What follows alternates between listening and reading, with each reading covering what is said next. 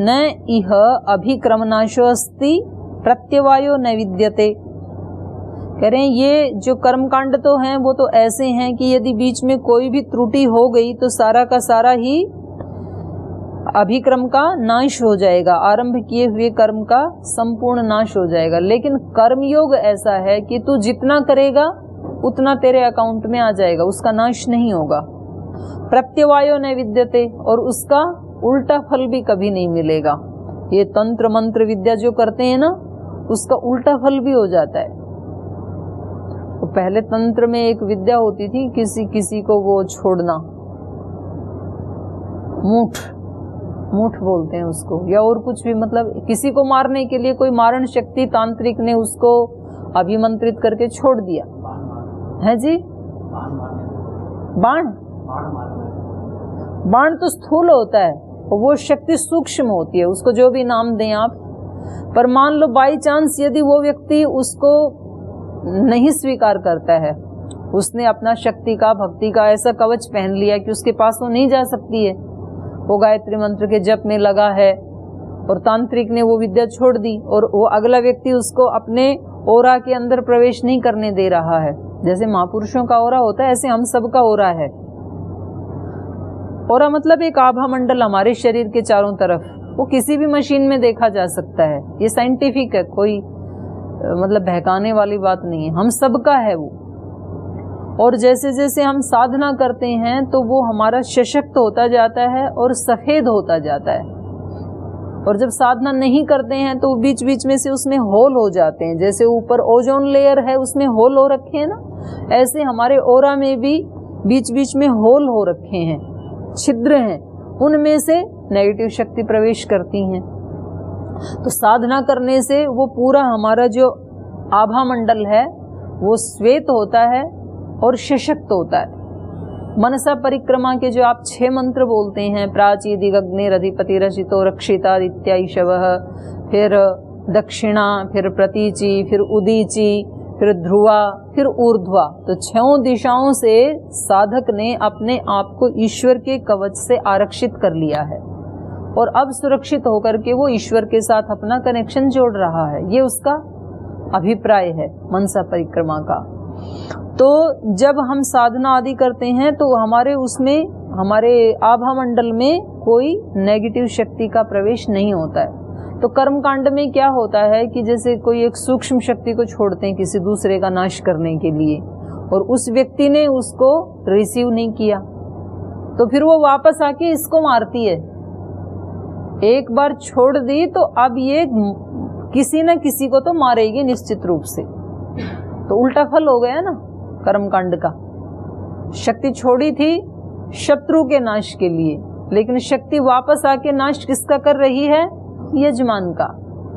स वाग वज्रो यजमानम हिनस्ति, उसमें वेद मंत्र में आता है। वहां तो शब्द के लिए आया, शब्द को, वर्ण को ब्रह्म कहा है कि जिस शब्द को जिस स्वर से बोलना चाहिए, वहां स्वर की गलती बताई है, वर्ण की तो गलती बहुत ही बड़ी मानी है शब्द विज्ञान में। मान लो हम किसी शब्द को वर्ण से गलत बोलते हैं, वर्ण मतलब छोटी ई की मात्रा को बड़ी बोलते हैं, बड़ी को छोटी बोलते हैं, या किसी वर्ण की गलती करते हैं, वो तो बहुत ही बड़ी गलती है। पर यदि किसी मंत्र को हम उसका उदात्त अनुदात्त स्वर, 3 स्वर हैं, उनमें से स्वर की भी यदि हम गलती कर देते हैं तो फिर वो हमारा जो मंत्र पाठ है वो वज्र की तरह से यजमान का नाश कर देता है। वज्र कहते हैं आकाश की जो बिजली चमकती है ना, वो किसी पे गिर जाए तो वो व्यक्ति बचेगा थोड़ी, फिर उसका तो नाश होगा। तो ऐसे ही ये स्वर की जो त्रुटि है ये इस यजमान को समूल नष्ट कर देती है। अब कर्मकांड किया किसके लिए था? अपनी रक्षा के लिए, अपने स्वर्ग की कामना के लिए, ऐश्वर्य की कामना के लिए, और दूसरे की नाश के लिए। हो गया उल्टा। तो उल्टा कर्म, उल्टा फल मिलता है, उसमें बड़ा डेंजर है वो करना। लेकिन कर्म योग में ये खतरा नहीं है। जैसे आप 3 बार शांति ही बोलते हैं ना, शांति पाठ करके, और फिर लास्ट में क्या बोलते हैं? सामा शांति रेधी। ऊपर सब बताते हैं, देहु शांति, अंतरिक्षम शांति, पृथ्वी शांति, औषधय वन, सब जगह शांति है। शांति मतलब सब जगह रीत नियम स्मूथली काम कर रहे हैं।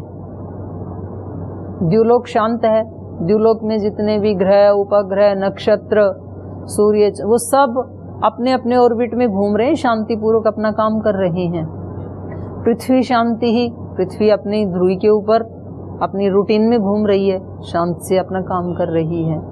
तो औषधय वनस्पति, सब जगह शांति है।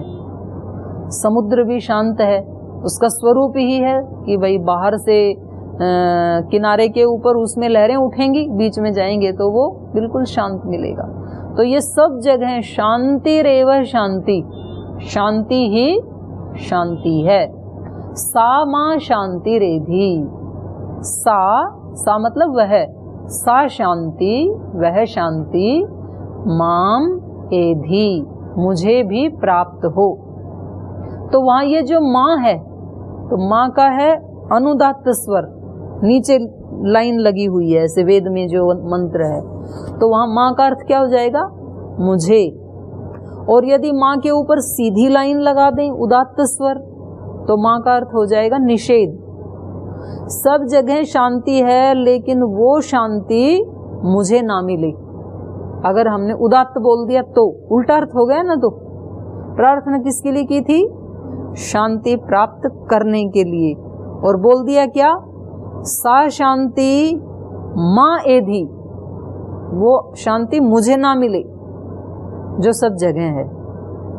तो ऐसे ये वर्ण और स्वर की त्रुटि के लिए वहां पर कहा है।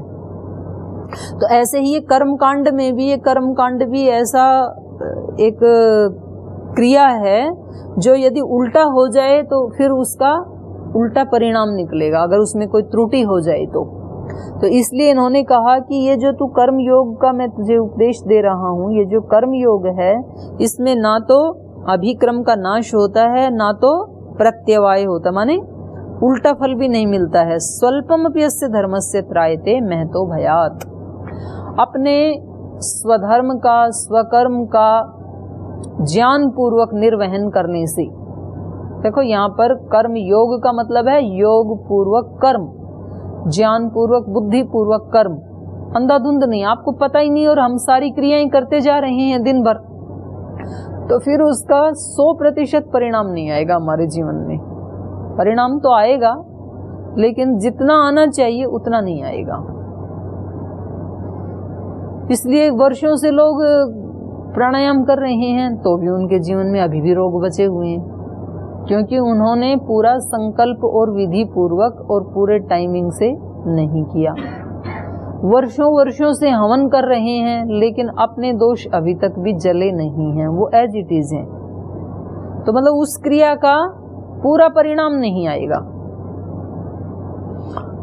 तो ये कह रहे हैं स्वल्पम अपि अस्य धर्मस्य त्रायते महतो भयात्, लेकिन कोई थोड़ा भी पूरी निष्ठा पूर्वक कर्म योग का बुद्धि पूर्वक, ज्ञान पूर्वक अपने स्वधर्म का, अपने स्वकर्म का यदि अनुष्ठान करता है, तो ये थोड़ा सा किया हुआ भी उसको महान भय से त्राण दिलाता है, बचा लेता है।